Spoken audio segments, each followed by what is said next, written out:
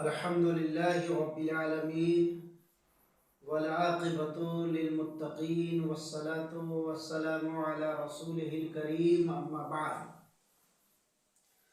फ़अऊज़ु बिल्लाहि मिनश शैतानिर रजीम बिस्मिल्लाहिर रहमानिर रहीम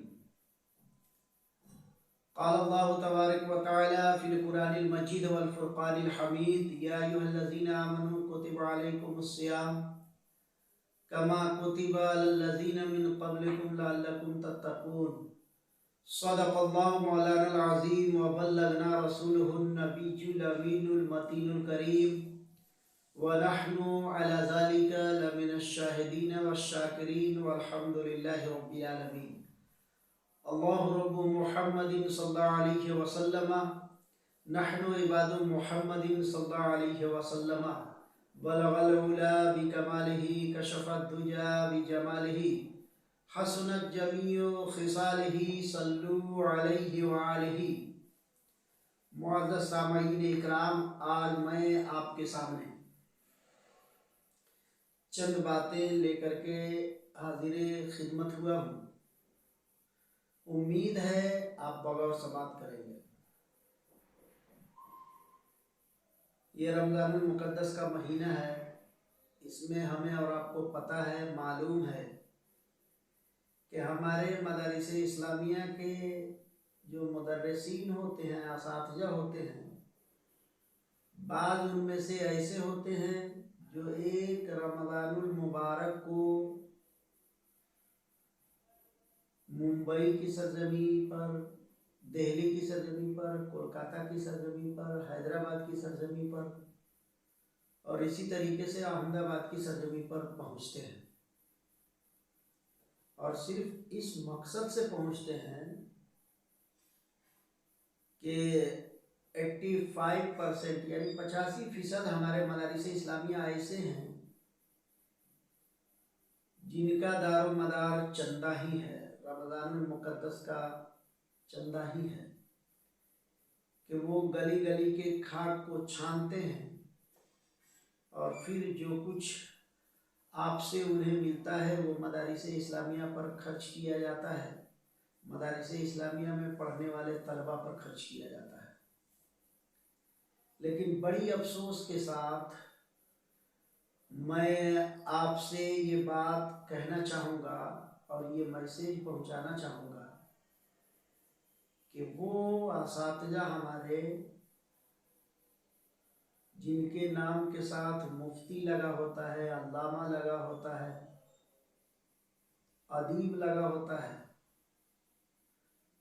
काबिल असातिज़ा हमारे होते हैं जो हमारे बच्चों की मुस्तक़बिल के लिए बेहतरीन तालीम के गर्ज से वो गली गली का खाक छानते हैं। लेकिन जैसे ही वो रमज़ानुल मुक़द्दस में हम तक के पहुँचते हैं तो सेठों की नज़र उन पर पड़ती है तो इतनी गुर्राई हुई नज़र से उन्हें देखते हैं जैसा कि कोई ख़ानदानी दुश्मनी बरसों से हो उनसे।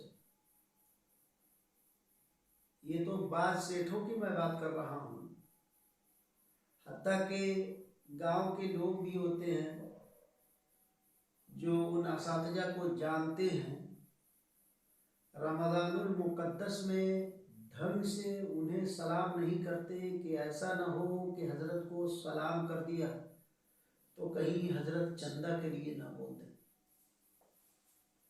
इसके अलावा आप देखेंगे कि फजर की नमाज पढ़ करके हमारे असातिज़ा निकलते हैं तो उनका ठिकाना नहीं होता है कि किस जगह पर अफ्तार करेंगे, कहाँ पर वो दिन भर चले हुए हैं तो आराम करेंगे, इसकी कोई परवाह नहीं करते और बड़ी मेहनत व मुशक्क़त करते हैं 1 महीना मुसलसल, ताकि मदारिस इस्लामिया के तलबा को किसी भी एतबार से कोई कमी न रहे। हम और आप समझते हैं और हमारे जहनो दिमाग में ये है कि ये आते हैं तो अपने जेब को भरते हैं, हालांकि मामला इसके बरअक्स है। वो अपने जेब भरने की नीयत से, मकसद से और गर्ज से आपके यहाँ नहीं जाते, बल्कि वो इस नीयत से जाते हैं ताकि आपके बच्चे जो मदारिसे इस्लामिया में दाखिला लेते हैं तो वो पैसे जो आप देते हैं ज़कात की सूरत में, फितरे की सूरत में, अतियात की सूरत में, ये उन पैसों से कभी किताब खरीदते हैं, कभी दाल खरीदते हैं, कभी चावल खरीदते हैं, कभी लाइट का इंतज़ाम करते हैं, कंप्यूटर का इंतज़ाम करते हैं, उसके अलावा बेडशीट का इस्तेमाल, बेडशीट खरीदते हैं, उसके अलावा और बहुत सारी ज़रूरियात है मदारिस इस्लामिया में जिन पर इन तमाम पैसों को खर्च किया जाता है। तो ये तो एहसान है हमारे असातिज़ा का आप पर कि रमज़ानुल मुक़द्दस के महीने में आराम न करके वो दूर दराज का सफ़र इसलिए करते हैं ताकि मदारिस इस्लामिया में ईद के बाद आने वाले बच्चों के लिए बेहतरीन तालीम का नज़्म व नस्क कर सकें, उनके लिए जो ज़रूरियात हैं और जो हमारे तलबा आते हैं तालीम हासिल करने के गर्ज से उनकी जो तमाम ज़रूरियात हैं उसे पूरा कर सकें। लेकिन इसका हम उल्टा माना ले लेते हैं और उन पर तानो तशनीह करने लगते हैं। अगर वाक़यात आप सुने तो रोना आता है, दिल दहल जाता है, हिम्मत नहीं करता है कि रमज़ानुल मुक़द्दस के महीने में किसी के पास जाया जाए। साल भर के जितने भी दिल के भड़ास होते हैं वो या तो आपको अपने बीवी बच्चों पे उतारना चाहिए या अपने रिश्तेदारों पे उतारना चाहिए। वो दिल के तमाम भड़ास आप हमारे असातिज़ा पर उतार लेते हैं, जली कटी बातें बोल देते हैं, उनकी ताज़ीम व तौक़ीर नहीं करते हैं, टाइम पर आप खाना नहीं दे पाते हैं। ये एक अलमिया है जिसे हमें और आपको दूर करने की ज़रूरत है। जब ये आपके पास जाते हैं, मसलन वक्ती तौर पर आपके पास नहीं है, तो हमारे असातिज़ा आपको टाइम देते हैं कि फ़लाने वक्त में मुझे निकल जाना है, अगर इन वक्त में आपको मैसर आ जाए, तनख्वाह मिल जाए, सैलरी मिल जाए तो आप मुझे दे दें। तो आपको चाहिए तो ये था कि ये कहें उन असातिज़ा से कि हज़रत बड़ी करम नवाजी है आपकी कि आप यहाँ तक तशरीफ़ ले आए, इतने दूर का सफ़र आपने जो तय किया है, इंशाअल्लाह तबारक व तआला आपकी उम्मीद से ज़्यादा हम आपको देंगे। लेकिन इसके बरअक्स हम ये कहते हैं कि फ़लाने मौलाना साहब आए थे उनको दे दिया, फ़लाने आए थे उनको दे दिया, फ़लाने गरीब को दे दिया, फ़लाने आदमी को दे दिया। ठीक है, आप देते हैं तो अपने लिए देते हैं, मौलाना साहब के लिए नहीं, हमारे असातिज़ा के लिए नहीं। और ये हमारे असातिज़ा जो लेते हैं वो अपने लिए नहीं लेते, वो आपसे लेकर के आप ही को फ़ायदा पहुँचाते हैं। तो फिर यहाँ पर ये सूरतें कहाँ से पैदा हो जाती है कि उनकी शान में गुस्ताखियाँ की जाए, बेबाक होकर के उनसे बात करें, अदब को मलहूज न रखें। नहीं, जब आप इनके हौसले को पस्त कर देंगे ना तो ये मुस्लिम कौम जो है इसका इतना बड़ा खसारा हो जाएगा जिसका हम तसव्वुर नहीं कर सकते। आज के डेट में सबसे बड़ा अलमिया है कि कोई अपने बच्चे को मदारिस इस्लामिया में दाखिल करना पसंद नहीं करता कि ये मौलवी 7,000 की तनख्वाह लेकर के क्या करेगा, ये तो अपना पेट नहीं भर पाएगा, बाल बच्चों को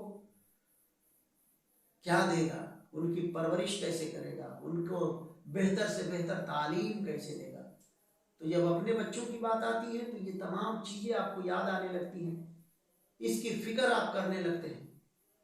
लेकिन एक आलिम ही तो पहुंचा है, कम से कम साल भर आपके गांव में इमाम की हैसियत से रहा है, मुदर्रिस की हैसियत से रहा है, उस्ताद की हैसियत से रहा है, जो काल अल्लाह और काल रसूल की सदा बुलंद किया है, आपके बच्चे को बिस्मिल्लाह खानी सिखाया है, कुरान पढ़ना सिखाया है, हदीस पढ़ना सिखाया है, मंतिक और फलसफा पढ़ना सिखाया है, कम से कम ऐसे असातिज़ा जो है, ऐसे मुशफिक असातिज़ा जब आप तक के पहुँचते हैं तो आपके ऊपर लाजिम ये होता है कि जैसे ही ये असातिज़ा इकराम आप तक के पहुँचे तो अदब व एहतराम से इनको अच्छी जगह पर बैठाएं, इनकी ताज़ीम व तौकीर करें, ये जितना मांगे उससे ज़्यादा दे, और जब आपसे रुखसत होने लगे तो कुछ हदाया भी पेश करें, इसलिए कि इनके पास भी बाल बच्चे होते हैं, इनके बच्चे भी इनसे फरमाइश करते हैं, जिस तरीके से हमारे घर के बच्चे हमसे फरमाइश करते हैं ईद पर, अब्बा जूता लेकर के आए कि नहीं, अब्बा चश्मा लेकर के आए कि नहीं, अब्बा बेहतरीन कपड़ा सिलवाए कि नहीं, अब्बा मेरे लिए ईद का तोहफा के कोई बेहतरीन तोहफा लेकर के आए कि नहीं। हर घर का यही मामूल है, हर घर के बच्चे ऐसे अपने वालिदैन से कहते हैं। तो मैं कहता हूँ कि मंथली आप 6,000 या 7,000 देते हैं या 10,000 देते हैं, वही 10,000 आप नहीं बल्कि 20,000 कमाते हैं तो हमेशा कहते हैं कि यार मैं तकलीफ में हूँ, क्या करूँ, ये मुश्किल है, वो मुश्किल है, स्कूल के फ़ी भरने हैं, फिर उसके बाद में इतना ज़कात कैसे निकालो, इतना फितरा कैसे निकालो। तो आप 20,000 महीने के कमाते हैं तो इतना दुख पर दुख बयान कर देते हैं, और जो लोग 7,000, 8,000, 10,000 पर इत्तेफा करते हैं तो ये तो दुख उनको बयान करना चाहिए आपसे, लेकिन आप उनसे बयान करते हैं। मेरे दोस्तों, मैं बड़ी अदब व एहतराम के साथ आपसे गुजारिश करूँगा कि इन असातिज़ा इकराम का एहसान है कि वो आप तक के जाते हैं तो उनकी उम्मीद से ज़्यादा आप दें, और जब चलने लगे तो कपड़े की सूरत में, जूते और चप्पल की सूरत में, अटैची, सूटकेस, बैग की सूरत में आप उन्हें कुछ हदाया पेश कर दें। मालूम है, एक तो ये मुसाफिर होते हैं, और जब दिल आप खुश कर देते हैं तो एक मुसाफिर का रुतबा बहुत बुलंद होता है। अगर ये हाथ उठा करके दिल से दुआ दे दिए ना तो फिर आपके मुकद्दर का सितारा बुलंद हो जाएगा, आप जहाँ रहोगे खुशहाल रहोगे। लिहाजा इनकी बद्दुआएं लेने की कोशिश न करें, बल्कि हम वक्त ये कोशिश करें कि एक तो रमज़ान का मुकद्दस महीना है, हजरत से ज़्यादा दुआ करवा सकें। अगर ये सोच आपके अंदर है तो इंशाअल्लाह तबारक व तआला आप इस दुनिया में भी कामयाब रहेंगे और आखिरत में भी कामयाब रहेंगे। आज से 3 दिन पहले एक इमाम साहब जो सहरी के वक्त में एक स्टेशन पर उतरना चाह रहे थे, अचानक जैसे ही उतरते हैं, गिरने के बाद में जैसे भी झटका लगे कुछ भी, एक हाथ वो गंवा बैठते हैं। स्टेशन पर कोई था नहीं, जिसमें से काफ़ी खून निकल गया। उसी हालत में मोबाइल से जो है मदरसे के सेक्रेटरी सदर को फ़ोन किया, वो लोग आए, स्टेशन से रिसीव किए, फिर हॉस्पिटल ले गए, दम तोड़ दिया उन्होंने। किसके लिए तोड़ा? अपने बच्चों के लिए। किसके लिए तोड़ा? अपनी बीवी के लिए। किसके लिए तोड़ा? अपने माँ बाप के लिए नहीं, सिर्फ हमारे बच्चों के लिए। इसलिए कि मदारिस इस्लामिया में हमारे बच्चे आते हैं, आप देखेंगे अक्सर मदारिस इस्लामिया में जो स्टाफ, जो मुदर्रिस वहाँ पढ़ा रहा होता है, अपने बच्चे को नहीं पढ़ाना चाहता, और उसकी असली वजह ये हुआ करती है कि जहाँ पर बाप हो, बेटा पढ़ना नहीं चाहता है, दुलार में वो इस तरीके से अंधा हो जाता है कि पढ़ना ही नहीं चाहता, और दूसरे असातिज़ा इकराम उसे मारना पसंद नहीं करते कि कहीं ऐसा ना हो हजरत को तकलीफ हो जाए। तो इनका बच्चा किसी और मदरसे में जाता है, हमारा बच्चा इनके मदरसे में जाता है, ये मामूल होता है। तो दोस्ताने मोहतरम, 1 महीने की हम तरावी पढ़वाते हैं, हमारे हुफ़ाज़ इकराम आते हैं, 1 महीने के लिए सिर्फ खत्म कुरान कर देते हैं, 10 दिन की, 15 दिन की, 20 दिन की, 25 दिन की तरावी सुना देते हैं। तो आप उन्हें गिफ्ट क्या करते हैं? कोई मारुति की सूरत में, कोई मोटरसाइकिल की सूरत में, कोई 1 लाख नगद रकम की सूरत में, कोई 50,000। बताइए, 1 महीने के लिए हाफिज वो तशरीफ लाया है तो आप इतना करते हैं। लेकिन जो सोते उठते बैठते जागते, कभी आपके फातिहे के लिए, कभी आपके मिलाद के लिए, कभी जनाजे के लिए, कभी निकाह खानी के लिए, हर मौके पर आपके साथ होता है। किसी के पेट में रात के 1 बजे दर्द हो जाए, इमाम साहब कहाँ हैं? फलाने जगह पर हैं। मौलाना साहब कहाँ पर हैं? अपने हुजरे में हैं। अरे मेरे बच्चे के पेट में बहुत ज़्यादा दर्द हो गया है, तशरीफ ले आए। रात को रात नहीं समझते हैं, ठंडी को ठंडी नहीं समझते हैं, उसी वक्त आपके घर आते हैं और आने के बाद में दम करके जाते हैं। बताइए, क्या उसकी उजरत आप देते हैं? क्या वो आपसे पैसा तलब करते हैं? तो जो आदमी, जो शख्स, जो हमारे असातिज़ा इकराम, जो हमारे उलमा और जो हमारे हुफ़ाज़ या जो हमारे इमाम इस तरीके की कुर्बानियाँ जब पेश करते हैं आपके लिए, तो आप भी तो उनके लिए कुछ कीजिए, आप भी तो उनका ख्याल रखिए, आप भी तो पूछिए इमाम साहब किस चीज़ की ज़रूरत है आपको, मैं अपनी हैसियत के मुताबिक उसे पूरा करने की कोशिश करूँगा। लेकिन हम करते कहाँ हैं? जैसे ही हमारे इमाम, हमारे असातिज़ा पहुँचते हैं, पहचानते हुए भी कहते हैं कि हज़रत आपका घर कहाँ है। मैं अपनी बात कर रहा हूँ। जिस वक्त मैं अशरफिया में पढ़ रहा था, मस्जिद में माइक लगाने थे अपने जान पहचान के लोगों से मिलने के लिए, मैं उधर ही से उधर चला गया बगैर किसी रसीद के कि मस्जिद में माइक लगा देता हूँ।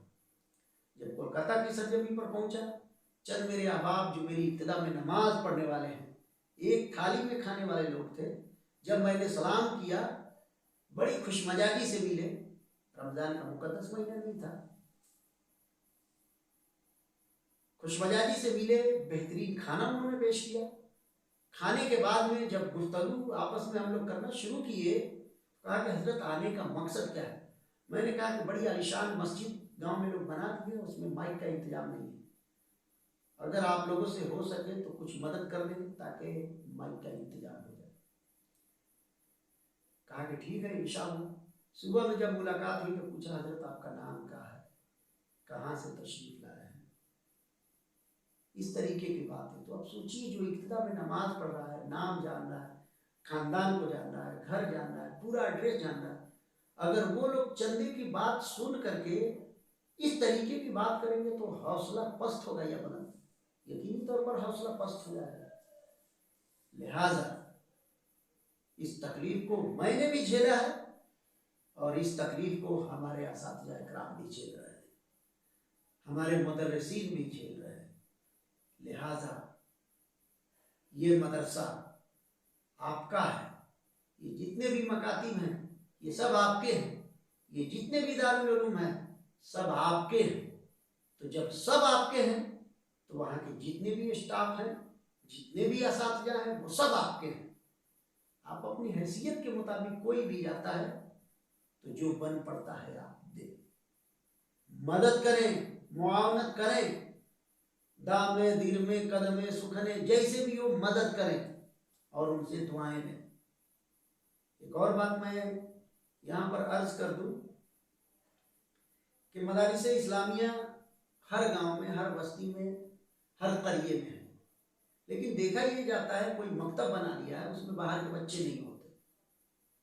कोई छोटा मोटा मदरसा बना लिया है, गांव की बड़ी बड़ी लड़कियां, छोटी छोटी लड़कियां, गांव के छोटे मोटे बच्चे पढ़ते हैं।